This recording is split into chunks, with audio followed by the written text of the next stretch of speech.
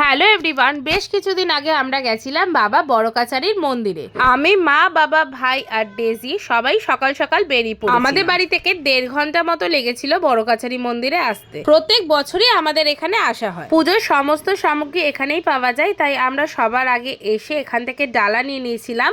আর এখানে সবাই সবার মনের ইচ্ছা লেখে মন্দিরের মধ্যে এটা ঝুলিয়ে দিতে হয়। বাবা বড়কাছারি মন্দির খুবই জাগ্রত, তাই যারা এখনো একবারও আসেনি তারা এসে কিন্তু ঠাকুর পুজো দিয়ে যেতে পারো। যে কোনো ঠাকুরের মন্দিরে গেলে অদ্ভুত একটা শান্তি পাওয়া যায়। আমাদের পুজো দেওয়া হয়ে গেছে। মন্দিরের ভেতর যেহেতু ধূপকাঠি জ্বালানো নিয়ম নেই, তাই জন্য আমরা বাইরেই পুজো দিয়ে নিচ্ছিলাম। আর এখান থেকে দেখো ডেজি এই ছোট্ট গোপালটা কিনলো। তারপর আমরা সবাই মিলে খেতে চলে এসেছিলাম। আমরা নিয়েছিলাম কচুরি, ছোলার ডাল, আলুর দম আর মিষ্টি। আর ডেজি এসব কিছুই খায়নি, ও খেয়েছিল কেক। ডেজি ওখান থেকে এই ডলটা কিনলো, আর আমি নার্সারিতে গিয়ে কয়েকটা গাছ কিনে নিলাম। অনেক কিছুই কেনাকাটা করেছি, বাড়িতে গিয়ে দেখাবো। এখনকার মতো টাটা।